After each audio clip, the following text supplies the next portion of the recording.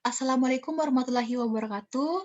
Selamat sore kepada Ibu dosen yang saya hormati. Perkenankanlah saya Naiscin Sasila Mupasa dengan NIM 19000059 dari kelas 4B untuk mempresentasikan hasil kerja saya atas praktikum materi pembelajaran IPA SD klasifikasi tumbuhan.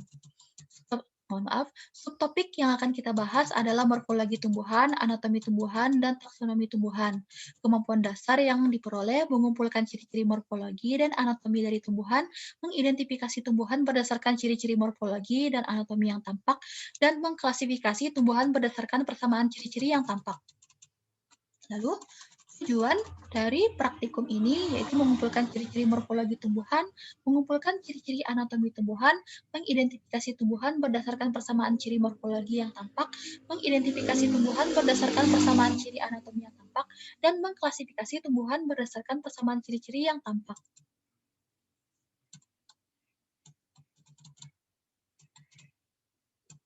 Nah, lalu alat dan bahan yang dipergunakan dalam praktikum ini, alatnya ada kertas A4, pensil, penghapus, mistar, buku tentang taksonomi, dan pisau. Sedangkan bahannya ada satu buah tumbuhan padi lengkap, akar batang daun, satu buah contoh batang dan daun dari tumbuhan jambu, satu buah contoh daun dari bunga, bebas memilih bunga, tapi bunga yang saya pilih dalam praktikum ini adalah bunga sepatu, dan satu buah contoh biji dan daun dari tanaman melinjo.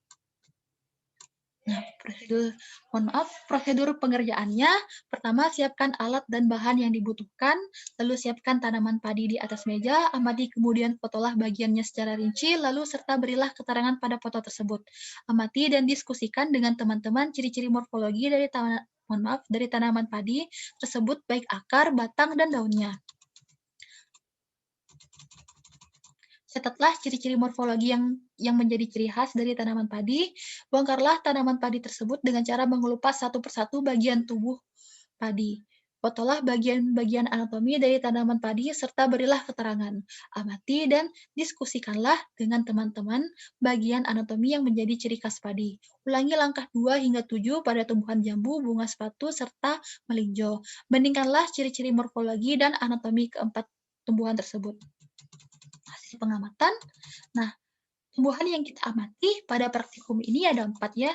Jadi, yang diamati itu ada tanaman padi, tanaman jambu biji, tanaman bunga sepatu, dan tanaman melinjo. Nah, pada tanaman padi, bagian morfologi pada akar padi terdapat radikula, akar serabut, akar rambut, dan akar tajuk. Sedangkan bagian anatomi pada akar padi terdapat epidermis, kulit kayu monokotil, akar tumbuhan atau endodermis, tumbuhan akar versikel, dan jaringan pengangkut atau xilem dan floem. Lalu, pada bagian batang padi, bagian morfologinya tersusun dari beberapa ruas yang merupakan bubung kosong. Pada kedua ujung bubung kosong itu, bubungnya ditutup oleh buku. Panjangnya ruas tidak sama. Ruas yang terpendek terdapat pada pangkal batang, ruas yang kedua, ruas yang ketiga, dan seterusnya adalah lebih panjang daripada ruas yang didahulunya.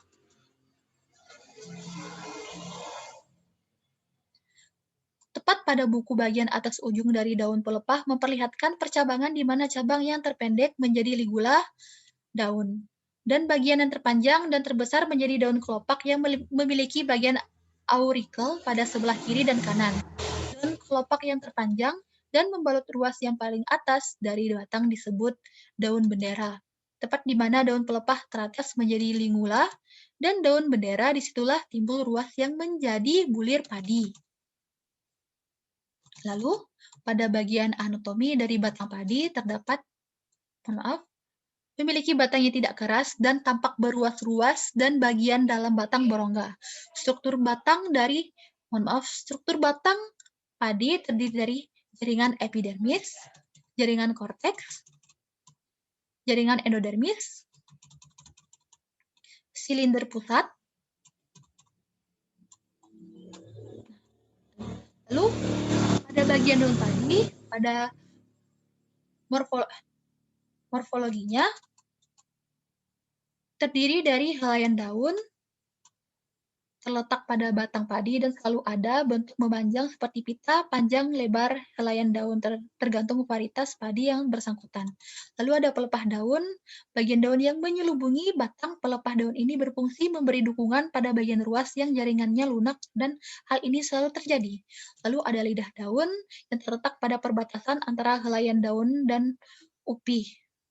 Panjangnya berbeda-beda tergantung varietas padi. Lalu, pada bagian anatominya, daun padi memiliki daun yang susunan tulang daunnya sejajar dan di dalamnya terdapat 3 struktur jaringan penyusun dari daun seperti tumbuhan pada umumnya, ada jaringan epidermis, jaringan mesofil,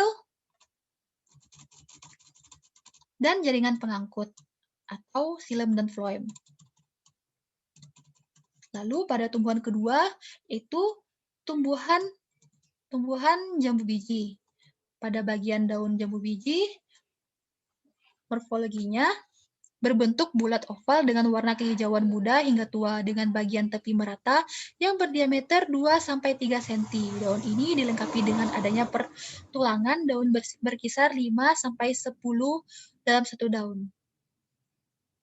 Lalu, bagian anatomi dari daun jambu biji ini memiliki daun yang susunan tulang daunnya menyirip dan di dalamnya terdapat 3 struktur jaringan penyusun dari daun seperti pada tumbuhan lainnya, yaitu jaringan epidermis, jaringan mesofil, dan jaringan pengangkut atau xilem dan floem. Lalu, pada bagian batang jambu biji, morfologinya keras, memanjang, dan juga memiliki permukaan halus dan licin. Berbentuk bulat dengan diameter mencapai 10-20 cm bahkan lebih. Bukan hanya itu, batang tanaman ini juga kuat dengan panjang mencapai 10-20 meter tergantung jenisnya dan memiliki ruas pendek dilengkapi dengan adanya percabangan banyak yang ada di batang tanaman jambu biji. Lalu pada bagian anatomi batang jambu biji terdapat epidermis, korteks, endodermis, silinder pusat. Oke, hanya itu saja. Lalu pada tumbuhan ketiga ada tumbuhan bunga sepatu. Nah, pada bagian daun bunga sepatu morfologinya termasuk pada daun yang tunggal dan bertepi yang tidak merata serta pangkal ujung yang beruncing dengan pangkal yang tumpul. Daun yang dimiliki disertai dengan ukuran panjang bisa mencapai 10 hingga 15 cm dengan lebar mencapai sekitar 5 hingga 10 cm.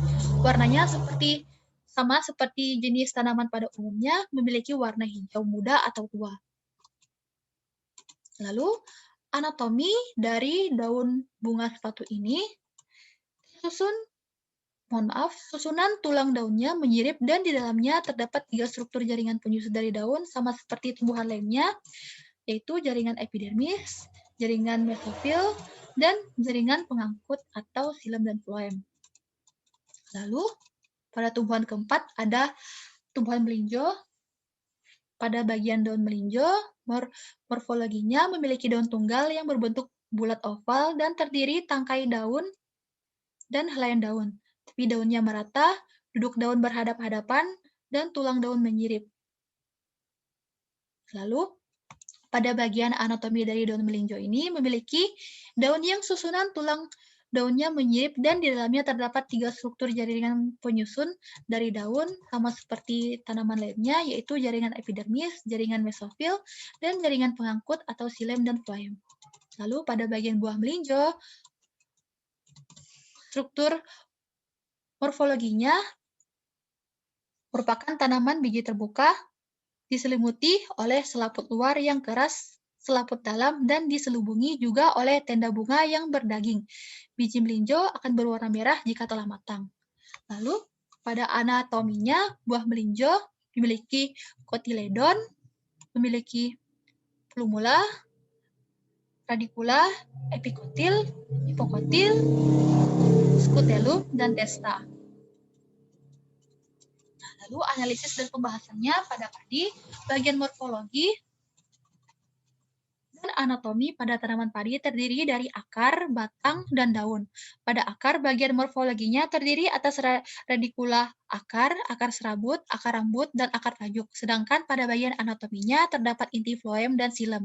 Pada batang, bagian morfologinya terdapat ruas dan tinggi. Sedangkan pada anatominya terdapat floem, xilem, dan epidermis. Bagian morfologi daun mempunyai helaian pelepah dan lidah. Bagian anatomi pada daun terdapat stoma, rongga udara, floem dan xilem, yang mana pada bagian tersebut mempunyai fungsi masing-masing. Pada akar, berfungsi sebagai penyerap air dan zat makanan, sedangkan pada batang berfungsi sebagai pengangkut air atau makanan, serta daun sebagai tempat memasak makanan. Lalu, pada tumbuhan jambu biji, merupakan tanaman dengan bagian morfologi dan anatominya terdiri dari batang dan daun yang mana pada bagian batangnya memiliki tekstur keras, panjang, licin, dan halus. Sedangkan pada bagian anatominya terdapat epidermis, xilem, floem, korteks, berkas pembuluh. Pada bagian daun, bagian morfologinya memiliki letak daun yang berhadapan, bertangkai pendek lebar, dan bentuk yang jorong. Sedangkan bagian anatominya terdapat kurtikula, xilem, floem, dan epidermis. Lalu pada tumbuhan bunga sepatu, merupakan tanaman dengan morfologi yang daunnya berujung runcing, tumbul berwarna hijau muda atau tua. Pada bagian anatominya terdapat jaringan parenkim, xilem, dan floem, kurtikula, stomata, epidermis, pembuluh angkut, dan jaringan bunga karang. Lalu pada tumbuhan melinjo, mempunyai bagian morfologi dan anatomi yang terdiri dari daun dan biji. Pada daun, morfologinya memiliki selaput kulit luar yang keras dan diselubungi oleh tenda bunga yang berdaging. Dan bijinya berwarna hijau ketika masih muda dan akan berubah warna menjadi merah ketika sudah matang.